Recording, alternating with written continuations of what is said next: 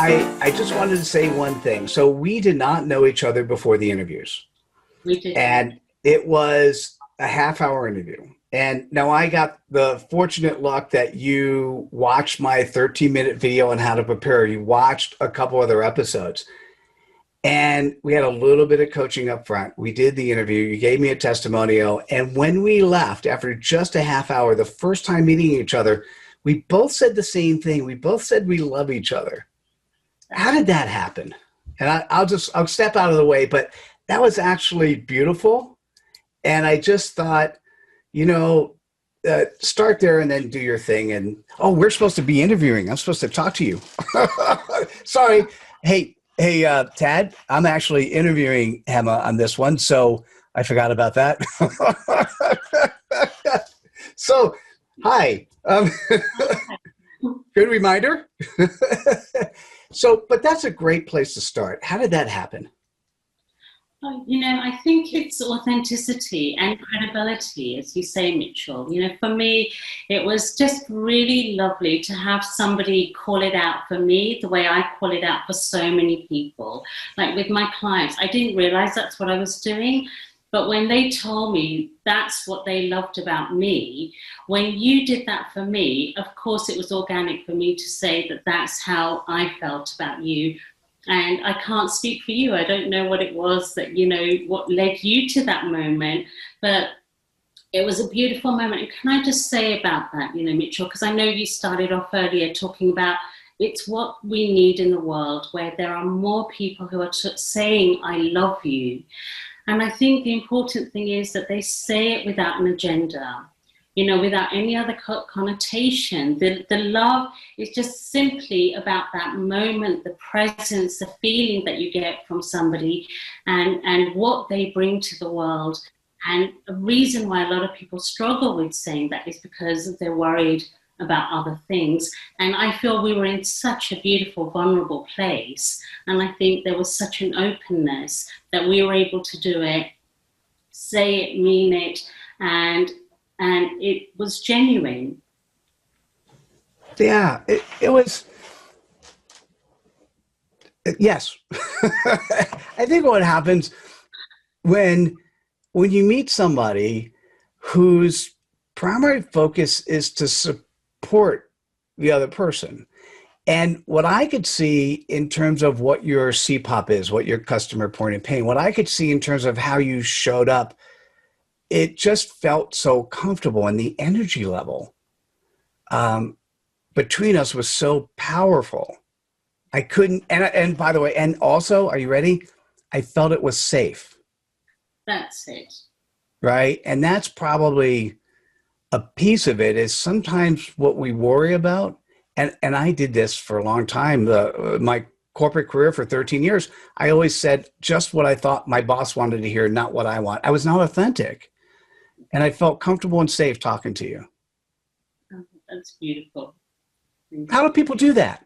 I mean, you do that naturally, obviously, but what does that mean? How do you emanate safeness?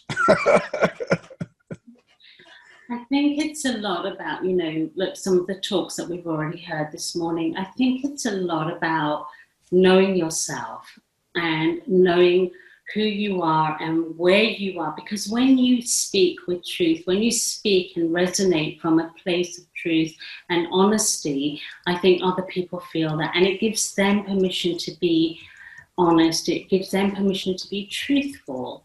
And also, I would think about non-judgment. And how you do that is when you are trusting yourself and when you're in a place of authenticity and in your heart and you know yourself well enough to know you are safe within yourself, I think that translates without words. And other people feel that feeling. And when they feel that feeling, they are able to also feel safe with you. But more importantly, they're able to feel safe with themselves. That's what leads to honest conversation. It leads to honest communication. When you feel that sense of like you can be safe and you can feel vulnerable and not feel judged.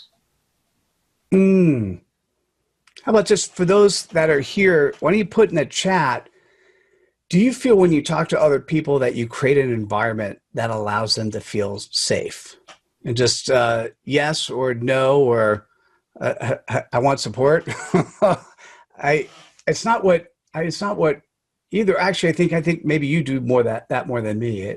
It's but put in the chat if you think you allow other people to feel safe. I think when I talk to you, I just feel this. Can I use the word humanity? I mean, I don't. What is that? It's just so interesting when I'm hearing how you serve. Yeah, and I think, a lot of my work is about that, bringing the heart back into humanity. It's about allowing people to recognize that heart, love, qualities of heart are something that is to be celebrated and something that we should all be treasuring and also developing. We've lost touch in the outside world of how to really, really be in our heart space. Because, like you say, like in the corporate world, there's a real need to fit in, a real need to belong, and need to sort of people please, to say what the bosses want you to say, or to say what you think the customers want to hear. But, part of being credible, I think it's, you can't do that anymore. People recognize yes, quite frankly, they recognize when something isn't real. And and also it sort of allows people to sort of feel when they're connecting with you from a heart resonance level, and people learn how to be able to be in their heart and resonate from that space, I think people are able to trust more openly. And that's part of credibility as well.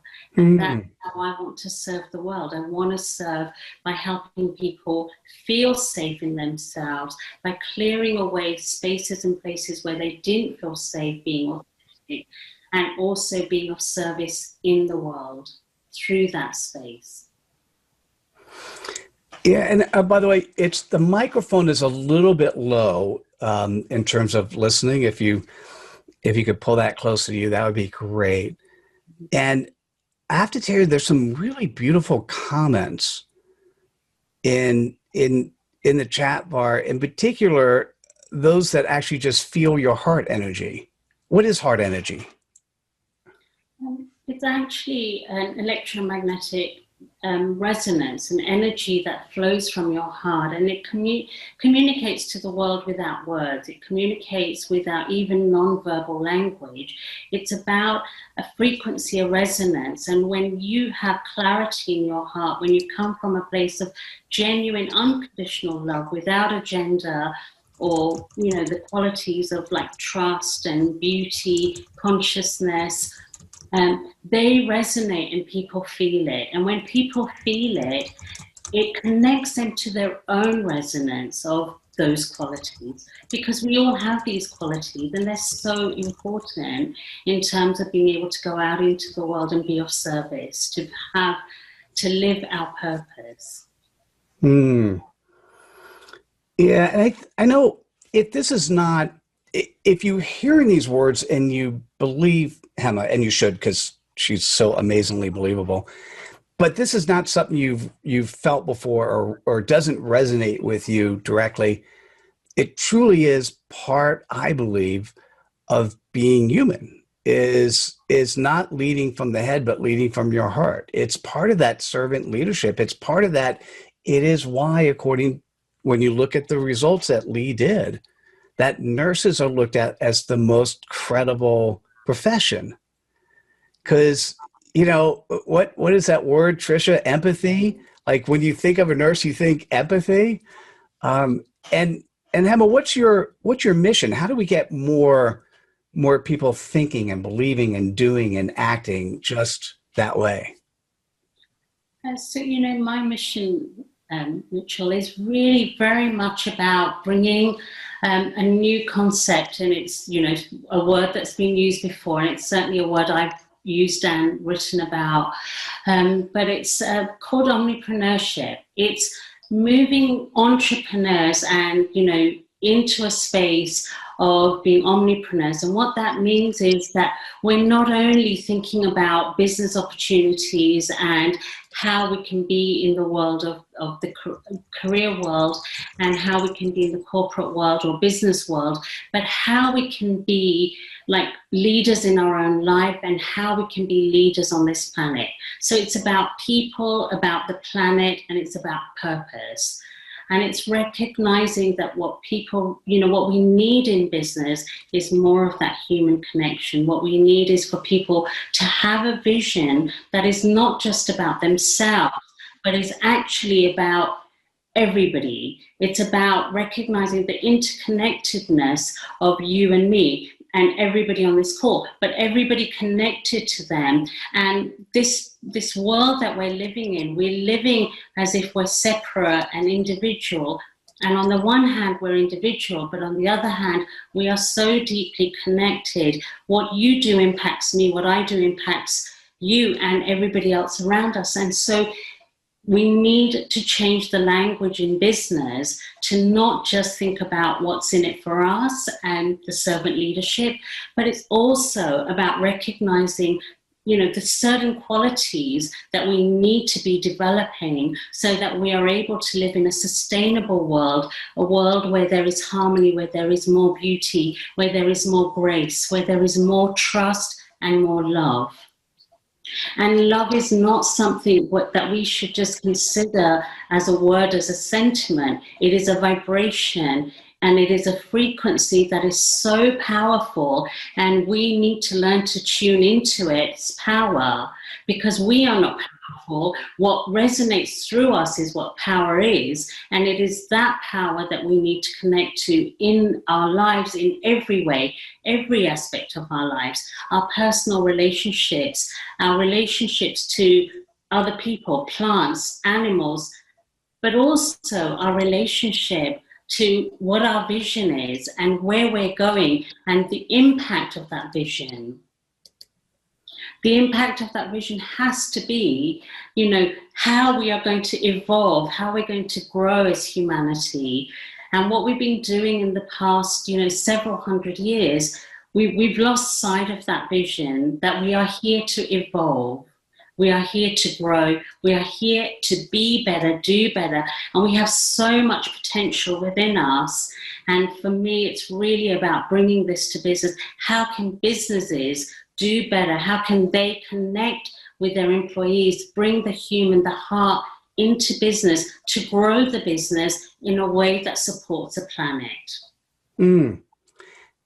It's so funny. For somebody who's listening, and I don't know if I did anything to sort of make that heart energy of mine flow. And so I don't know, I haven't studied it the way you have. What do people do? How do you said you need to tune into it and try to fine tune it. And by the way, I agree. And many of the people here on the call actually do that. I could feel their energy when I talk to them. But what are some techniques? What are some steps? What would make sense?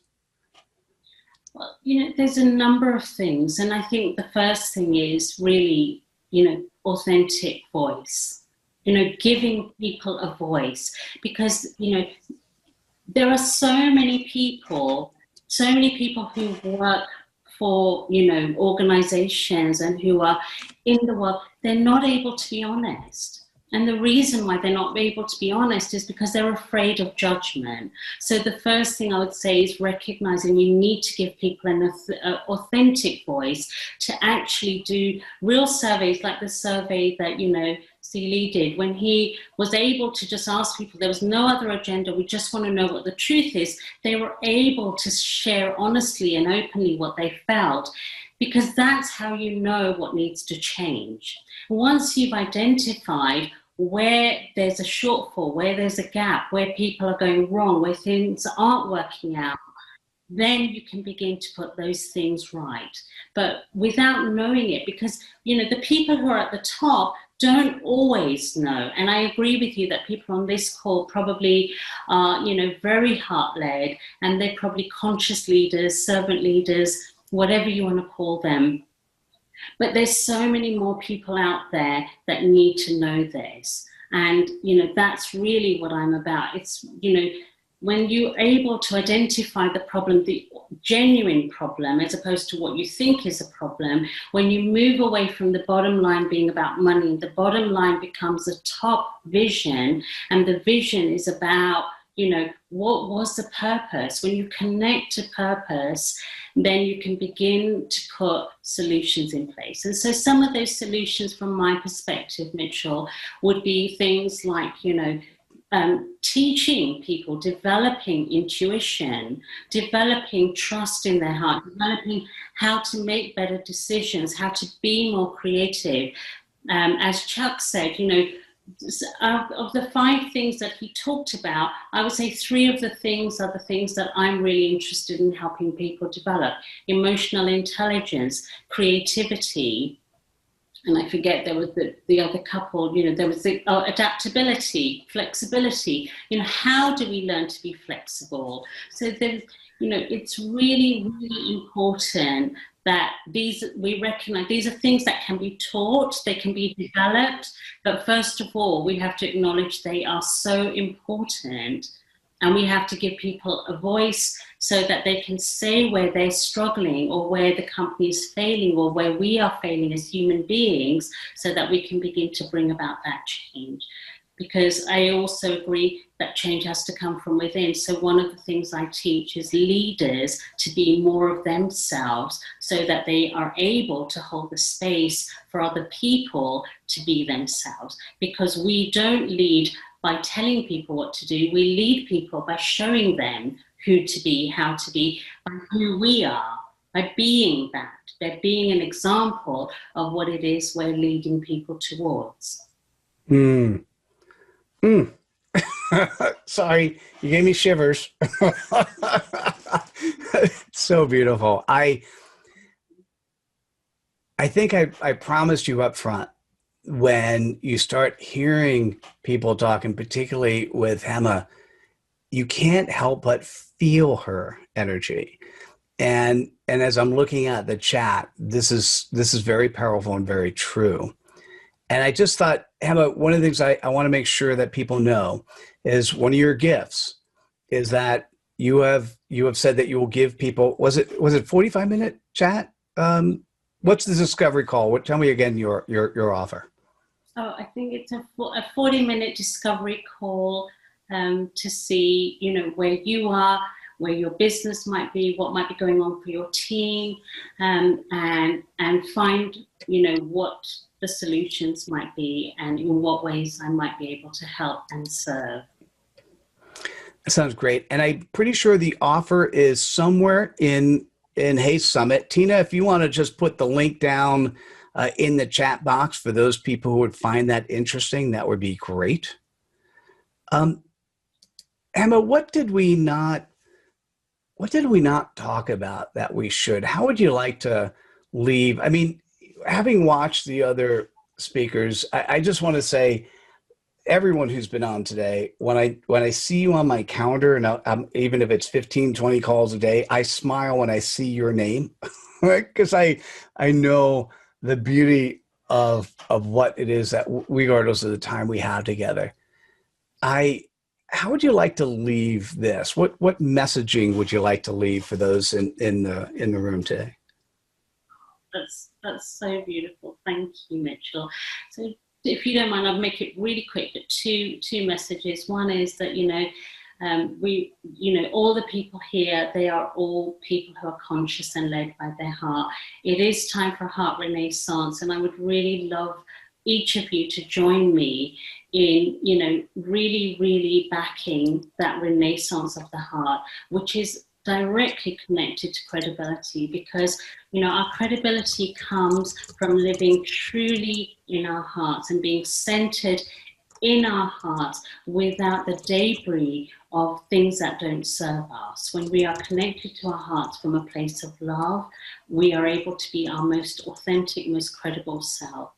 And to say, thank you, Mitchell. I mean, it's been, meeting you has been so wonderful, from from the moment we said hello, I think there was such a synergy. I've ended up sort of having other calls with you, and you are so incredibly supportive. So what you're doing with this summit, and from the next few years, I know you're going to be continuing this, and I wish you and the summit and the book amazing success, because the world needs it. I read the book, by the way. I read it, very, very quickly, didn't put it down. Well, it was on my computer, but didn't put my computer down. It was lovely. Real gems, real tips. Wonderful. Oh, beautiful. Well, thank you. Thank you. It was funny. We had the VIP get together last night, which would have been like in the middle of the night for you, and there were a couple of people there. The funnest was a guy who says he's listening to my podcast to go to sleep at night. he goes to sleep listening to me. He wakes up sleep listening to me. I'm like, I'm not sure what I was supposed to think about that, but I just think, okay, that's cool if it works. Yeah, your podcast is brilliant. I mean, real gems there. I really loved it as well. So thank you. Beautiful. Hema, thank you for showing up. You can hang out for a couple minutes. I did actually put a break in here. So we have a small bio break. Although it doesn't show up on the calendar. So, and what'll happen is, when we come back, and actually you could start any time, the next speaker is pre-recorded. It's Davey Crum, who couldn't make it. And so, Tad, if you want to put in the chat the link to go to, I'll hang out in this room. What I thought I'd say is, when you show up the way Hema does, when you're just there in service, and people just know that you're there out of love, to support, to respect, to have no hidden agenda, to have no judgment, to be able to listen, serve, support, and give. It's such a beautiful thing. And I think if you're in sales today, a used car salesman, for instance, and you're at what some people perceive, or Congress, oh my God, at the bottom of the pole of credibility, if we actually felt that our government people supported us, if we actually felt that Congress cared about their people versus some stupid political agenda that's one party or the left, we would think differently. The same thing if you actually thought that that person who sold you a car cared more about you than their commission check. And I just know when I get on the phone with you, or I always prefer doing it on Zoom, when I get to see you and I get to feel you and experience you, it is such a beautiful thing. And the same is true for the speakers who are here at the event. Maybe what happened is I was just gravitated to heart energy. Is that maybe that's what happened in terms of who I chose?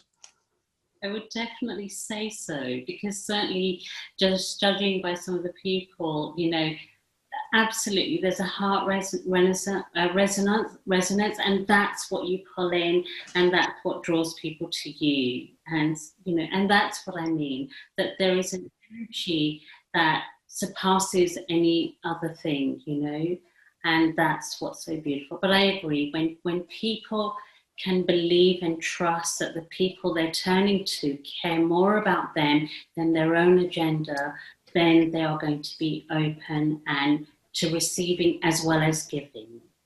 I got it. So let me give an aha moment for those who are listening, and why don't you practice? If this is not you and you want this, once a day, pick a meeting, and just say to yourself, you're going to walk into the meeting with no agenda but to serve, just once a day. And what'll happen is it'll feel so good for you if you go that way, that that you're going to start making it more than once a day, and just start evolving that. And it truly is a beautiful experience. Hema, I love you. Thank you for coming on. It was beautiful. Thank you. And thank you to everyone who's here. Really appreciate it. Thank you. Thank you, my friend.